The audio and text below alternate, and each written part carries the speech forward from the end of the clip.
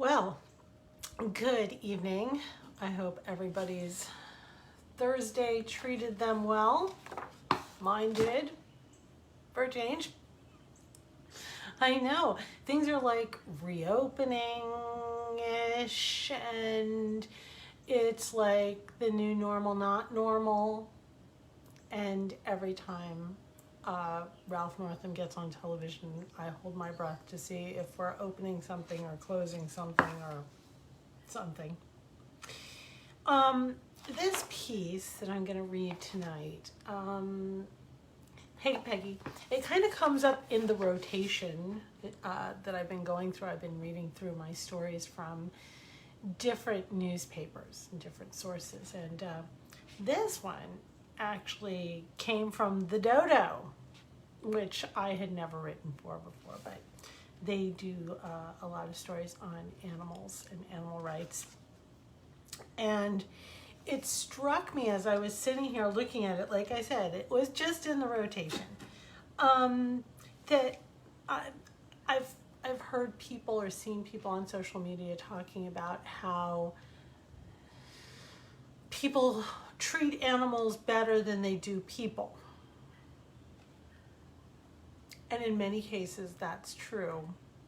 But I thought this story is a good reminder of the fact that maybe not so much. We have to remember, maybe they're the same people. Maybe that's it. Maybe if we're looking at people who don't treat people well, they're also the same people who don't treat animals well. I could believe that. So this is a true story of a horse called Bear Witness. And I learned about this case during the very tiny short time that I worked for PETA. And I decided to do some research on it. After it, though, I am going to reread one of my fables about horses just because I can. Just because I can, because it's relevant. So, Bear Witness had quite the lineage. He was the grandson of legendary racehorse Secretariat and the son of the horse Lady's Secret. Yet he was found on July 24th, 2015 at a horse auction in Tennessee, suffering from many obvious signs of neglect, abuse, and starvation. Jessie Kunz was the one who found him, and she created a Facebook page in his honor. It took a month for Kunz to gain the horse's trust. I couldn't even touch his face. He was so terrified, she said. He had a big open wound on his back leg. He hadn't been fed in a month, and his hooves had not been maintained. They'd not been cleaned out, shoes checked, kept moist. He could barely stand or walk. Originally from Germany, Kunz says that she had never been to a horse and tack auction, where various farm animals and gear are sold in Tennessee before. What she saw there horrified her. Bear was covered in rain rot, a bacterial infection of the skin that causes scabbing and hair loss from head to tail. He was down from 1,400 to 500 pounds, Kunz said. People were shocked at the cruelty. I couldn't stand it. I went to Bear's owner at the time, and he took $250, and I took Bear home. A month after being moved to Kunz's care, Bear slowly started gaining weight and trusting people again. He must have been very scared, said Kunz. It was, for me, a wonder that he could even still like humans around him. His body was covered in scars, as was his face. He had a bad hoof abscess, which we treated. He needed lots of groceries and vet care. While the precise chain of custody and responsibility is still not known, there's one thing of which Kunz is sure. I think the world should know how mean humans can be. Bear may have suffered his fate, according to Kunz, because he had the misfortune of being born from a line of champions, but never himself finishing in the money or placing in the top 3 in a horse race, which guarantees the winner a share of the prize money. Initially, Kun set up a GoFundMe campaign to try and raise money for his care. Sadly for Bear, help may have come too late. He died in October. While many believe the horse racing industry is on its last legs in many places, thanks to increased awareness of issues facing racehorses, many of them are still being born and bred only to spiral down into an existence of neglect, starvation, and suffering, and eventual slaughter. Bear Witness was born into this system of abuse on April in 2000. Despite the good intentions of his trainers, he was bred by John and Kim Glennie, who were opposed to the industry's abuses they witnessed. Seeing what happened to horses on various race circuits is what eventually led them to quit the business, they told me. The Glennies were among those trainers who treated their horses more like family than win-at-any-cost possessions, according to those they hired to help them care for Bear and over 100 other horses over the years. Unlike his sire, the male parent of a horse, Bear was not a big winner. He raced 16 times, with his best finish in 4th place, just shy of ever taking home any winnings. And like many racehorses who are not focused on the win, at some point he was gelded.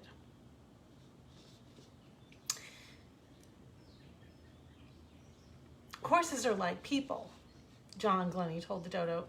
If racing isn't their thing, and we gave all our horses chances to show that it was, then they're retired and in many cases retrained to do something that they'll enjoy more, like dressage, skilled riding, or being a horse for children who need therapy that involves working with horses.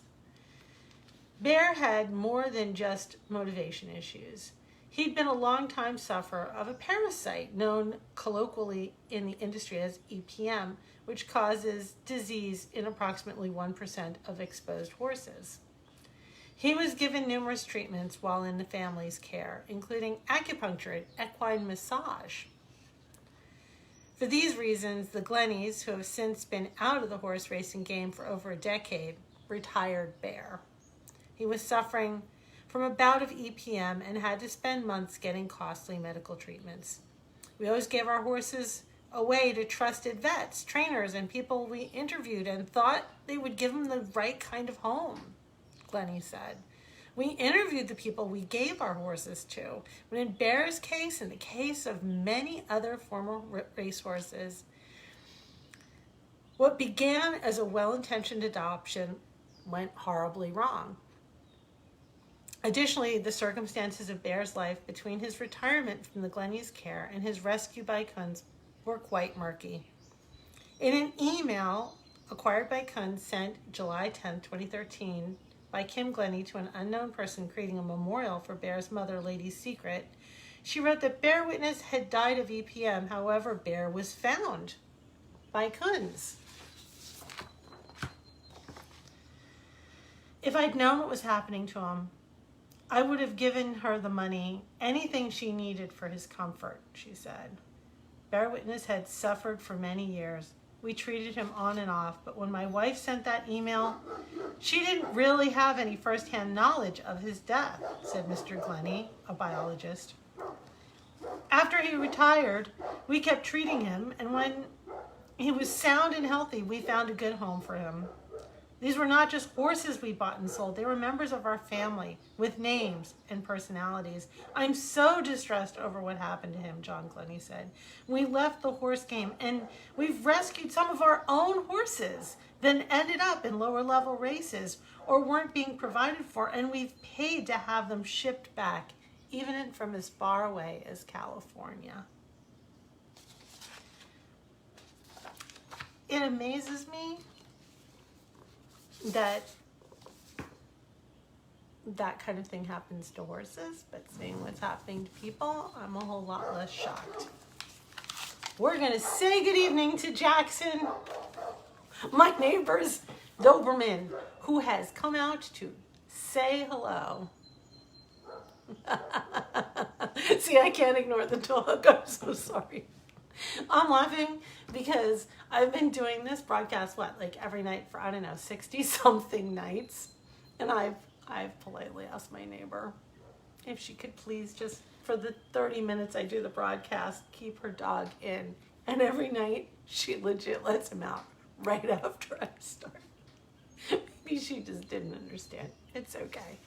So I'm going to read The Spirited Horse to make us feel better after that, because that was a down and we need a slight up, even though this starts as a down. So it's The Spirited Horse and it's from Tell Me a Story. The grass was green and sweet when Maxwell the horse was a young colt trotting about in the meadow. The birds sang the horse's praises as he galloped across the hill and dale, carrying his rider like a feather in the wind. Ah, those had been the days. The world had been a clean and golden place for him. Max! Came the shout that broke his reverie. Get up, you old sack of bones, before I sell you for glue. The man had grown old with Max, and his patience had gone along with his memory. The man no longer recalled the rollicking good times they'd had together. Instead of looking back on his youth with fondness, he looked back in bitterness. Max was not a reminder of his championship wins, nor his lithe and graceful salad days. No. To the man, Max was a cruel reminder of his own aging. Because he hated himself for aging, so did he hate his old champion for showing the signs of their advancing years. The old horse groaned and shook off the night's rest. Then he prepared himself for the day's work. Gone were the days of respect. Now he was to pull all the lowliest of menial tasks. He was given the bare minimum of food and water. No sugar cubes hidden in flannel pockets or carrots offered after a good show. His stall was mucked out only occasionally. It was no longer the big stall, but was instead a small and rickety one with the squeaky hinges. Max was not so much bitter as he was downtrodden. He didn't hate the man for hating him, but his hope was all but gone. Instead of looking forward to the day, he only marked it off in his mind as being one day closer to the end. Today, however, Max knew there would be some excitement around the paddock because there was a new mount coming to join the stables. Blaze, a fine horse, had been bought just a few days earlier and would arrive today. When the truck drove up, towing the horse trailer, all was bustle and activity around the stalls. Blaze, a lean black stallion with a white streak running down his nose, stepped neatly and calmly down the ramp. He held his head high, knowing that he was a great horse. As he was led to the stall, the horses whinnied a friendly greeting. And he was not too great, but he was too great to answer. Blaze had always been a nose faster than his siblings and friends. His lines were longer, smoother, and his easy grace seemed a gift not bestowed on any other horse for generations. Blaze was great, and he knew it. His blood sang in his veins when it came his turn to show. He felt a power in his own being that gave him pride in himself, perhaps just a bit too much pride. The man beamed at his new acquisition. Although he was not fit enough to ride the horse, his daughter, an excellent horsewoman, would do the training. Well, well, you're a fine one, aren't you? The man said as he pulled a lump of sugar from his pocket and offered it to Blaze. Settle in now. Tomorrow we begin the serious business of training you for the show. Blaze watched with solemn eyes as the man welcomed him. Then his solemn look turned to confusion as he heard the man's harsh words to Max. Confusion gave way to unease when he saw the man jerk cruelly on the older horse's bridle. After the people had gone, the horses began to settle down for the night. Max did his best to make him welcome. He shuffled to the gate of his stall and he called to Blaze, "You work hard, young fellow. Do your best. Make us all proud." When I look at you, I see myself. I look forward to watching you train so I can live a little longer through you. Be kind to the girl who will train you. She's always been kind to me. Even in my old age and decline, she's continued to treat me with respect and love. Now, Blaze took the old horse's words more to heart than Max had intended. He knew that if Max had once been a prized show pony and was now a beaten-down relic in a sour-smelling stall, this was surely his fate as well. Blaze began to fret over his fate. If he made an error, would the man strike him? Would he not be brushed and cared for? Blaze wanted to ask these questions of Max, but he was too proud. He worried instead, and he held it all inside until he felt terribly ill. He paced and he nickered, and he felt as if the walls were closing in around him. As dawn broke, he was as skittish as a bundle of nerves. Then he saw the little boy standing before him in the stall. The child was tiny, made more so by the imposing presence of the horse, yet for some reason, the child wasn't afraid. The boy reached out and he patted Blaze, and the horse calmed instantly.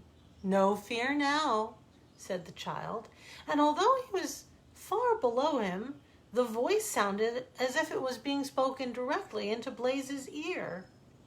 "You don't need to fear now," the child said. "Save your fear for when you need it." Blaze knelt down to look at the boy. He couldn't have been more than 4 years old, with hair like honey in the sunlight and bright green eyes. "How can I need fear?" the horse asked. Blaze had always believed that strong horses tamped down their emotions. Emotions were useless things that only got in the way. He was ashamed of his fears. The boy explained that emotions were like tools to be taken out and used to build your character. We must all feel fear and anger if we're to feel love and joy. So far, you felt a great deal of pride, but very little else. Now you need to take your fear and you need to show it to the man. When he comes today, I want you to show him your feelings about how he treats old Max. Don't try to be brave and hide how you feel. It is only a form of deception, and deception does not serve you well.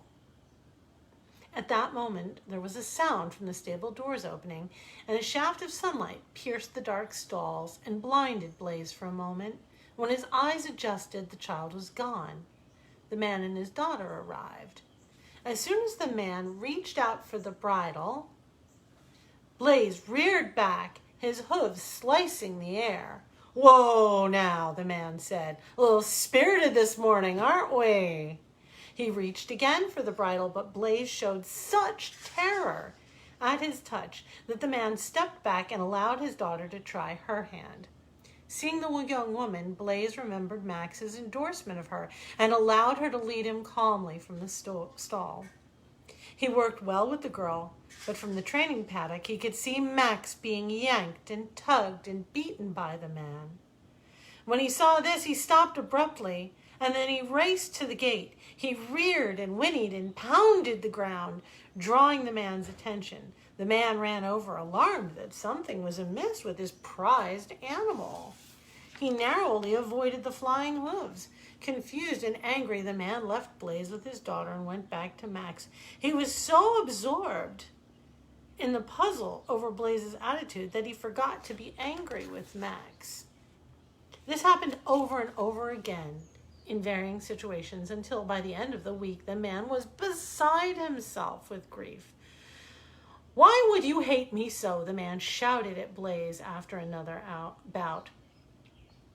"What have I ever done to you but shown you kindness and fed you well?" He could hardly believe the insanity of this new horse. It appeared to the man that every time he took Max out for some workout, Blaze ran amok. Max trotted up to the man and nuzzled his pocket where he kept the sugar. The man swatted at Max, and instantly Blaze reared up and let out a piercing cry. "It's Max," the man thought. "He doesn't like Max." "No," said a small voice from beside him. "He doesn't like what you do to Max. He fears that you will treat him the same way." Shocked beyond words with this revelation, the man looked down and saw the small boy. "Max has never harmed you." "Because he felt compassion for you," said the boy. "He knew you were in a kind of torment far worse than what you inflicted upon him. In Blaze you see what you were, and in Max you see what you've become. But you have no one to blame for beating you down but yourself." The man's mind ran back over the week's events, and he saw with perfect clarity that the child was right. When he looked down to tell him so, the child was gone. In a panic, the man whirled around looking for the child, but he'd vanished. "Father, are you all right?" his daughter asked. The man reached over and took the bridle of his old horse. "I haven't been very good to you these past years, have I, old man?" Max shook his head. "Well, if it's any consolation, I haven't been too good to myself," he said. He reached into his pocket and pulled out 3 cubes of sugar. The first he offered to Max. The second he gave to Blaze. Then he took the third and popped it into his own mouth. He let the sugar melt on his tongue, and he remembered being a boy. Suddenly he knew that life could be sweet again. The goodness was there for the taking, for himself and to share with old friends and new. He decided that it was time to taste life again, and so he did. Yeah, life's been a little bitter lately. I hope that we can all find some sweetness that we can savor in it that'll make us want to find all of that happiness, sweetness, and goodness in the world and in ourselves. I love you guys, and I'll see you again tomorrow night.